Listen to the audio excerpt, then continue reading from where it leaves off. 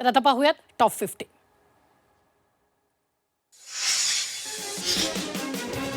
देशाचा 80वा स्वातंत्र्य दिन मोठ्या उत्साहात साजरा झालाय. राजधानी दिल्लीतील लाल किल्ल्यावर स्वातंत्र्य दिनाचा मुख्य शासकीय सोहळा पार पडला. पंतप्रधान मोदींनी सलग 13व्यांदा ध्वजारोहण केलेलं आहे. तर स्वतंत्र भारताच्या इतिहासात पहिल्यांदाच लाल किल्ल्यावर राष्ट्रगीत होण्यापूर्वी वंदे मातरमचं सामूहिक गायन करण्यात आलं.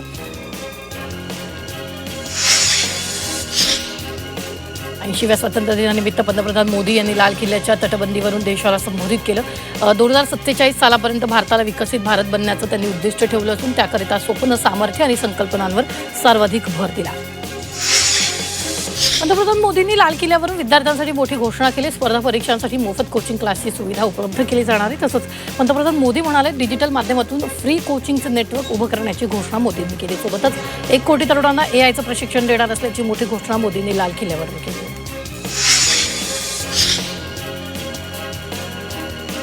मंत्रालयात मुख्यमंत्री देवेंद्र फडणवीस यांच्या हस्ते ध्वजारोहणाचा सोहळा पार पडला. मुख्यमंत्र्यांच्या हस्ते ध्वजारोहण करण्यात आले. यावेळी शिवसेना उद्धव बाळासाहेब ठाकरे पक्षाचे आमदार मिलिंद नार्वेकर या सोहळ्याला उपस्थित होते.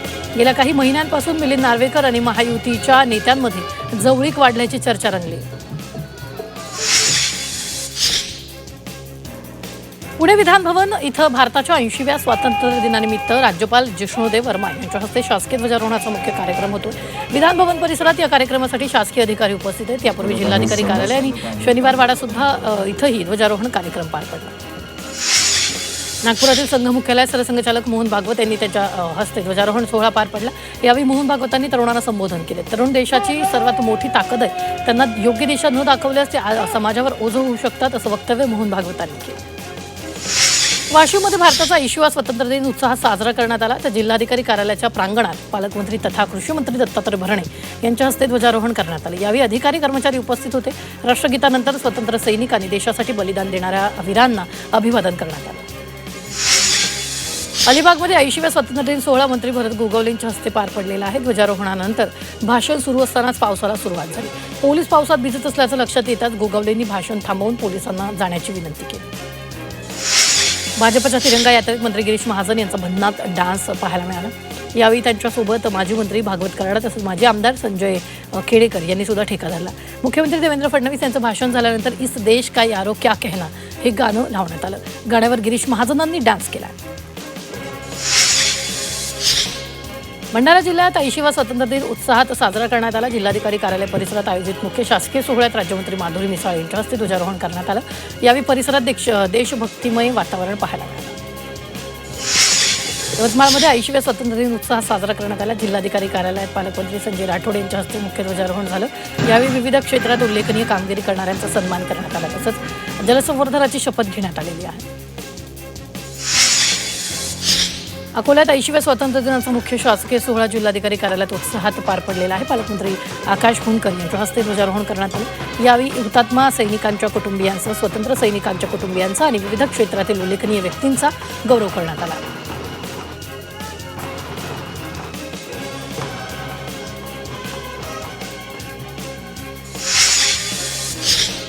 स्वराज्याची राजधानी असलेल्या किल्ले रायगडावर स्वातंत्र्य दिनाचं औचित्य साधून ध्वजारोहण करण्यात आलं. नगारखान्यासमोरील ध्वजस्तंभावर महाडचे नायब तहसीलदार बाबासाहेब भाबड यांच्या हस्ते ध्वजारोहण करण्यात आलं. सोहळ्यासाठी शेकडो शिवप्रेमी आणि पर्यटक उपस्थित होते. स्वराज्याच्या राजधानीवर तिरंगा डौलानं फडकताना पाहून उपस्थितांमध्ये देशभक्तीचा उत्साह संचारल्याचं पाहायला मिळालं. भारताच्या 80व्या स्वातंत्र्य दिनानिमित्त विठ्ठल रुक्मिणी मंदिरात आकर्षक फुलांची सजावट करण्यात आली. सुमारे 2 टन विविध फुलांनी मंदिर सजवण्यात आलं. तर विठ्ठल रुक्मिणी मातेला तिरंगी रंगाचं उपरण परिधान करण्यात आलं. मंदिर आणि भक्तिनिवास परिसरात तिरंगी विद्युत रोषणाई सुद्धा करण्यात आली. अमरावतीतील शिवगुरू दिव्यांग मुलांच्या कार्यशाळेतील विद्यार्थ्यांनी अजितदादांच्या कार्यावर आधारित कलाकृती साकारली. स्वातंत्र्य दिन सोहळ्यात या कलाकृतीतून अजितदादांना भावपूर्ण अभिवादन सुद्धा करण्यात आलं. ओडिशातील पुरी समुद्रकिनारी 80व्या स्वातंत्र्य दिनानिमित्त प्रसिद्ध वाळूशिल्पकार सुदर्शन पटनायक यांनी विशेष वाळूशिल्प साकारले.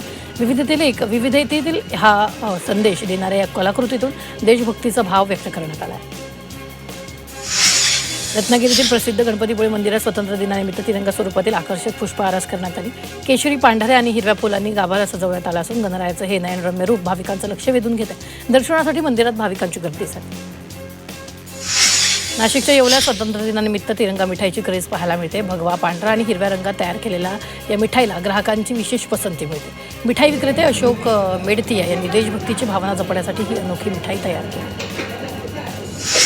नाशिकच्या शासकीय जिल्हा रुग्णालयात स्वातंत्र्य दिन अनोख्या पद्धतीने साजरा करण्यात आला. 15 ऑगस्टला जन्मलेल्या नवजात बालकांना तिरंग्यात लपेटून त्यांचं स्वागत करण्यात आलं. या अनोख्या उपक्रमामुळे डॉक्टर, कर्मचारी आणि पालकांमध्ये आनंदाचं वातावरण.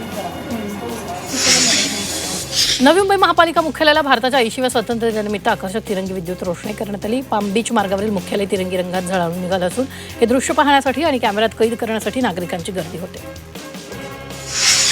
अहिल्यानगरच्या संगमनेर तालुक्यातील वडगाव पान येथील DK मोरे विद्यालयात 1200 विद्यार्थ्यांनी अनोख्या पद्धतीने स्वातंत्र्य दिन साजरा केला. विद्यार्थ्यांची विशेष बैठक व्यवस्था करून व्यसनमुक्तीचा संदेश देण्यात आला. यावेळी सर्व विद्यार्थ्यांना व्यसनमुक्तीची शपथ देण्यात आली. चंद्रपुरात स्वातंत्र्य दिनानिमित्त आमदार किशोर जोरगेवार यांच्या पुढाकारानं भव्य बाईक रॅली काढण्यात आली. गांधी चौकातून सुरू झालेल्या रॅलीत युवकांनी हातात तिरंगा घेऊन उत्स्फूर्त सहभाग घेतला. आमदार जोरगेवार यांनी सुद्धा दुचाकीवरून रॅलीत सहभाग घेतला. स्वातंत्र्याच्या जयघोषात शहरातील वातावरण देशभक्तिमय झालं. हिंगोली जिल्हाधिकारी कार्यालयात 15 ऑगस्ट निमित्त मुख्य शासकीय ध्वजारोहण सोहळा पार पडला. यावेळी राज्यसभा खासदार रामराव वडकुते प्रोटोकॉल न पाळल्यानं संतापल्याचं पाहायला मिळालं. पालकमंत्र्यांसमोरच यावर वाद झाला. या प्रकरणी आता पालकमंत्री काय भूमिका घेतात याकडे सगळ्यांचं लक्ष. पंतप्रधान मोदींनी लाल किल्ल्यावरून देशाला संबोधित करताना युवा शक्तीचे आभार मानले होते. यावरून संजय राऊतांनी जोरदार टोला लगावला. हा देश कायमच युवा शक्तीच्या माध्यमातून पुढे गेला, त्यामुळे त्यांचं वय 75 झालं. त्यांनी सत्ता त्याग करून युवा शक्तीच्या हाती सत्ता द्यावी असा टोला ठाकरे गटाचे खासदार संजय राऊतांनी मोदींना लगावला. आमदार संदीप क्षीरसागर यांनी पालकमंत्री सुनीत्रा पवारांच्या कारभारावर नाराजी व्यक्त केली. DPDCच्या निधीत घोळ झाल्याचा आरोप करत विकास कामांसाठी निधी मिळत नसल्याची नाराजी त्यांनी व्यक्त केली. यासह ध्वजारोहण सोहळ्यासाठी निमंत्रण न दिल्यानं नाराज असल्याचं सुद्धा क्षीरसागर यांनी सांगितलेलं आहे. हिंगोली शक्तीपीठ महामार्गात जमीन भूसंपादित होणाऱ्या शेतकऱ्यांनी मंत्री नरहरी झिरवळांच्या बैठकीदरम्यान जोरदार गोंधळ घातला. मागील जिल्हा नियोजन समितीच्या बैठकीत निवेदन देण्यासाठी आलेल्या या शेतकऱ्यांना मंत्री नरहरी झिरवाळ यांनी मुख्यमंत्री देवेंद्र फडणवीस यांच्यासोबत चर्चा करण्याचं आश्वासन दिलं. मात्र कोणतीही चर्चा केली नसल्यानं शेतकरी राष्ट्रवादी काँग्रेसचे आमदार झिशान सिद्दीकी यांना पोर्तुगालमधील एका क्रमांकावरून व्हॉइस नोट पाठवत जीवे मारण्याची धमकी देण्यात आली. 2 दिवसांपूर्वी परदेशात असताना त्यांच्या मोबाईलवर ही धमकीची व्हॉइस नोट आली. यानंतर शुक्रवारी झिशान सिद्दीकी यांनी वांद्रे पोलीस ठाण्यात धाव घेत तक्रार दाखल केली. मराठा आरक्षण आंदोलक मनोज जरांगे पाटील याच्या अचानक तब्येत त्यांची बिघडली. त्यांना उपचारासाठी छत्रपती संभाजीनगर येथील खासगी रुग्णालयात दाखल करण्यात आलं. मनोज जरांगे पाटील यांना मागील 2 दिवसांपासून ताप आणि थंडीचा त्रास होत असल्याची माहिती समोर आली. भिवंडी तालुक्यातील कोंगाव ग्रामपंचायतीच्या उपसरपंच निवडणुकीवरून मोठा गोंधळ झाला. अनिकेत म्हात्रे यांना 9 तर रजनी नाईक यांना 7 मतं मिळाल्यानं म्हात्रे विजयी घोषित झाले. मात्र चेरोबा पानानं निवडणूक प्रक्रिया आणि मतमोजणीवर आक्षेप घेत आंदोलन केले. तणावाची परिस्थिती पाहता ग्रामपंचायत परिसरात पोलिसांचा कडेकोट बंदोबस्त तैनात करण्यात आला.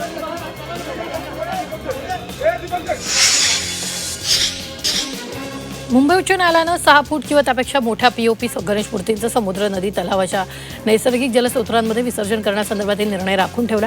अंतिम निकालापर्यंत 9 जून 2025चा अंतरिम आदेश कायम राहणार असून न्यायालयाच्या परवानगीशिवाय POP मूर्तीचं विसर्जन करता येणार नाही.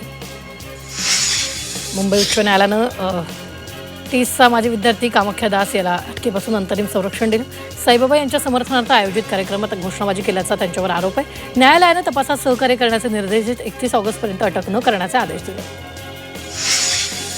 मुंबई उच्च न्यायालयानं भटक्या कुत्र्यांची संख्या रोखण्यासाठी त्यांना पकडण्यापेक्षा निर्विजीकरणावर भर देण्याचा सल्ला राज्य सरकारला दिला. कुत्र्याची संख्या वाढत राहिल्यास समस्या कायम राहतील असं न्यायालयानं नमूद केलं. इंधन आणि खाद्यपदार्थांच्या किमती कमी झाल्यानं जुलैमध्ये घाऊक महागाई दर किंचित घटून 9.87% आला. जूनमध्ये हा दर 9.87% होता. इंधन आणि ऊर्जा क्षेत्रातील महागाई 27.41% 20.5% आली. अकोला पोलीस दलाच्या ताफ्यात 18 नवीन बोलेरो वाहनं दाखल झाली आहेत. जिल्हा नियोजन निधीतून उपलब्ध झालेल्या वाहनाचं पालकमंत्री आकाश फुंडकरांच्या हस्ते पूजन करून पोलीस अधीक्षकांकडे सुपूर्द करण्यात आलं. नव्या वाहनांमुळे पोलिसांची गस्त आणि घटनास्थळी पोहोचण्याची कार्यक्षमता वाढणार आहे. श्रावण महिन्यात वेरूळच्या कृष्णेश्वर मंदिरात वाढणारी भाविकांची गर्दी लक्षात घेता प्रशासनानं वाहतूक नियोजनाचा निर्णय घेतला. भगवान महावीर चौक ते मालोजीराजे भोसले चौक मार्ग विशिष्ट दिवशी रात्री 8 ते सकाळी 8 वाजेपर्यंत सर्व वाहनांसाठी बंद राहणार. हा मार्ग नो व्हेइकल झोन तयार करणार. सलग सुट्ट्यांमुळे शिर्डी साई भक्तांची मोठी गर्दी झाली आहे. साईनामाचा जयघोष करत भाविक दर्शनासाठी दाखल झाले असून साई मंदिराच्या दर्शन रांगांसह शिर्डीतील रस्ते सुद्धा गर्दीनं फुलून गेले. 15 ऑगस्ट आणि रविवारच्या सुट्टीमुळे पुढील 2 दिवस सुद्धा गर्दी राहण्याची शक्यता आहे. सांगली कोल्हापूरला महापुरापासून दिलासा देण्यासाठी राज्य सरकारच्या ड्रीम प्रकल्पाला सुरुवात झाली आहे. सांगलीत पहिल्या टप्प्यात 2000 कोटींची कामं होणार असून निविदा प्रक्रिया पूर्ण झाली आहे. लवकरच वर्क ऑर्डर दिली जाणार असल्याची माहिती राजेश क्षीरसागर यांनी दिली. म्हाडाच्या सोडतीतून आता 20% सर्वसमावेशक गृह आयोजनातील घरं हद्दपार झाली आहेत. राज्य सरकारनं या घरांच्या वाटपाचा अधिकार म्हाडाकडून काढून महापालिकेकडे सोपवले. याबाबत सरकारनं शासन निर्णय जारी केला. मध्य रेल्वेनं प्रवाशांची वाढती गर्दी लक्षात घेता आजपासून 12 डब्यांच्या आणखी 22 लोकल 15 डब्यांच्या करण्याचा निर्णय घेतला. या लोकल CSMT कर्जत खोपोली मार्गावर धावणार असून अंबरनाथ, बदलापूर, कर्जत आणि खोपोलीच्या प्रवाशांना दिलासा मिळणार. पश्चिम रेल्वेवरील वाढती प्रवासी गर्दी नियंत्रणात आणण्यासाठी प्रमुख स्थानकांवर विशेष पथकं तैनात करण्यात येणार आहेत. प्रत्येकी 20 जणांची या पथकावर गर्दीचं नियोजन, प्रवाशांची सुरक्षितता आणि आपत्कालीन परिस्थितीत मदत करण्याची जबाबदारी असेल. मध्य रेल्वेवर विना तिकीट आणि अनधिकृत प्रवास करणाऱ्या 15.46 लाख प्रवाशांवर एप्रिल ते जुलै दरम्यान कारवाई करण्यात आली.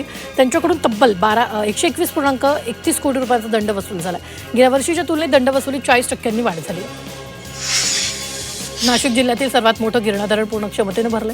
धरणाचे 6 दरवाजे 30 सेंटीमीटरनं उघडण्यात आले असून पाण्याचा विसर्ग सुरू आहे. स्वातंत्र्य दिनाच्या पार्श्वभूमीवर धरणावर तिरंगा रोषणाई करण्यात आली असून संपूर्ण परिसर उजळून निघाला. छत्रपती संभाजीनगर जिल्ह्यात 12 दिवसांपासून पावसानं दडी मारल्यानं खरीप पिकांची चिंता वाढली. पावसाच्या खंडामुळे जमिनीतील ओलावा कमी होत असून सोयाबीन, कापूस आणि मक्याला दमदार पावसाची गरज आहे. पुढील दिवसात पाऊस परतण्याची शक्यता आहे.